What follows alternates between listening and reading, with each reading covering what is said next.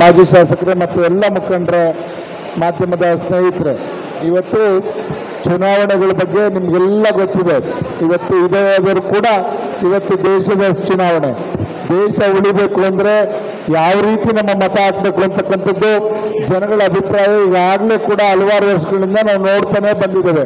ನಾವು ಪ್ರಾಕ್ಟಿಕಲ್ ಆಗಿ ಮಾತಾಡಬೇಕು ಅಂದರೆ ನಮ್ಮ ಜಿಲ್ಲೆ ಮಟ್ಟಕ್ಕೆ ನಾನಾದರೂ ಕೂಡ ಹೇಳಬೇಕು ಅಂದರೆ ಹಿಂದಿನ ಚುನಾವಣೆಯಲ್ಲಿ ದೇವೇಗೌಡರು ನಿಲ್ಲಿಸಿದಂಥ ಸಂದರ್ಭದಲ್ಲಿ ಕಾಂಗ್ರೆಸ್ ಮತ್ತು JDS ಎರಡೂ ಒಂದಾಗಿ ನಿಂತ ಸಂದರ್ಭದಲ್ಲಿ ನಮಗೆ ಮೂರು ಕಡೆ ಲೀಡ್ ಬಂದಂಥದ್ದು.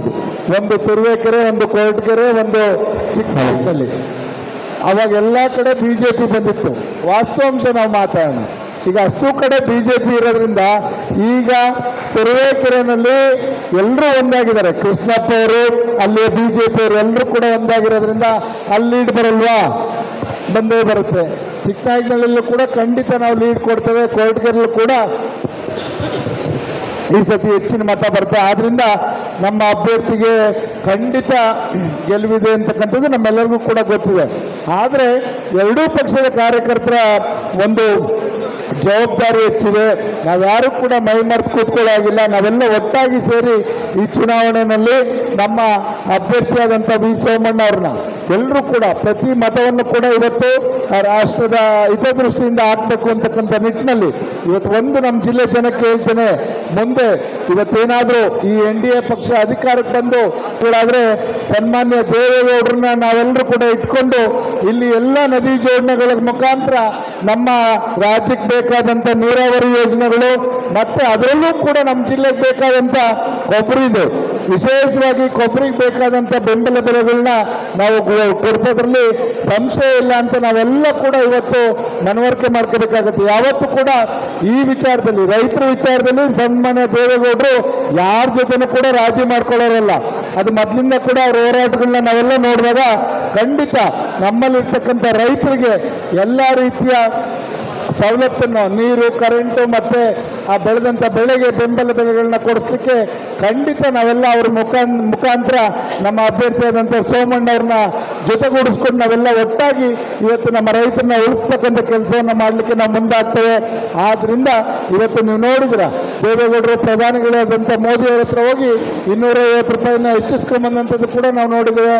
ಆದ್ರಿಂದ ಇವತ್ತು ಈಚೆ ಒಂದು ಚುನಾವಣೆಯಲ್ಲಿ ನಾವೆಲ್ಲ NDA ಪಕ್ಷದ ಅಭ್ಯರ್ಥಿಯಾದಂಥ ನಮ್ಮ ಪಕ್ಷದ ಬೆಂಬಲಿತ ಅಭ್ಯರ್ಥಿಯಾದಂಥ ವಿ ಸೋಮಣ್ಣ ಅವರಿಗೆ ನಾವೆಲ್ಲ ಆಶೀರ್ವಾದ ಮಾಡೋಣ.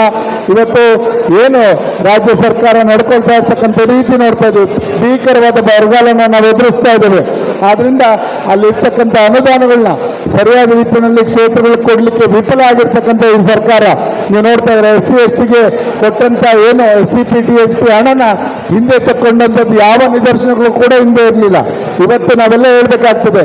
ಮೈನಾರಿಟೀಸ್ನು ಕೂಡ ನಾನು ಹೇಳಲಿಕ್ಕೆ ಬಯಸ್ತೇನೆ, ಇವತ್ತು ಮುಸಲ್ಮಾನ್ ಬಂಧುಗಳು ದಯಮಾಡಿ ನೀವು ದೇಶದ ಹಿತದೃಷ್ಟಿಯನ್ನು ನೋಡ್ಬೇಕಾಗ್ತದೆ. ನಾವೆಲ್ಲ ನಿಮ್ಮ ಜೊತೆ ಇರ್ತೇವೆ. ಯಾವತ್ತೂ ಕೂಡ ಇಲ್ಲಿ ಹುಟ್ಟಿದಂಥವ್ರಿಗೆ, ಭಾರತದಲ್ಲಿ ಹುಟ್ಟಿದಂಥವ್ರಿಗೆ ಯಾರಿಗೂ ಕೂಡ, ಅದರಲ್ಲೂ ನಮ್ಮಲ್ಲಿ ಕರ್ನಾಟಕದಲ್ಲಿ ಹುಟ್ಟಿದಂಥ ಯಾವುದೇ ಜಾತಿಗಿರ್ಬೋದು ಎಲ್ಲರನ್ನೂ ಕೂಡ ಒಟ್ಟಿಗೆ ತಗೊಂಡು ಹೋಗುವಂಥ ಜವಾಬ್ದಾರಿ ನಮ್ಮೆಲ್ಲರದ್ದು ಕೂಡ ಇರ್ತದೆ. ಯಾಕೆಂದ್ರೆ ಏನು ಮುದ್ದನ್ಮೇಗೌಡರು BJP ಬಿಟ್ಟು ಕಾಂಗ್ರೆಸ್ ಹೋದ ತಕ್ಷಣ ಅವ್ರ ಸಿದ್ಧಾಂತಗಳೇನು ಬದಲಾಗಲಿಲ್ಲ. ಅವರು ಕೂಡ ಎಲ್ಲ ಕಡೆ ಹೋದಂಥವ್ರು.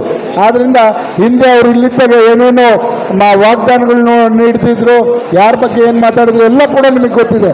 ಆದ್ರಿಂದ ದಯಮಾಡಿ ರಾಜಕೀಯ ನಿಂತ ನೀರಲ್ಲ, ಎಲ್ಲ ಒಂದೊಂದು ಸತಿ ದೇಶದ ಹಿತದೃಷ್ಟಿ, ರಾಜ್ಯದ ಹಿತದೃಷ್ಟಿಯಿಂದ ನಾವೆಲ್ಲ ಒಂದು ಒಳ್ಳೆ ರೀತಿಯ ನಿರ್ಧಾರಗಳನ್ನ ತಗೊಳ್ಳಬೇಕಾಗ್ತದೆ.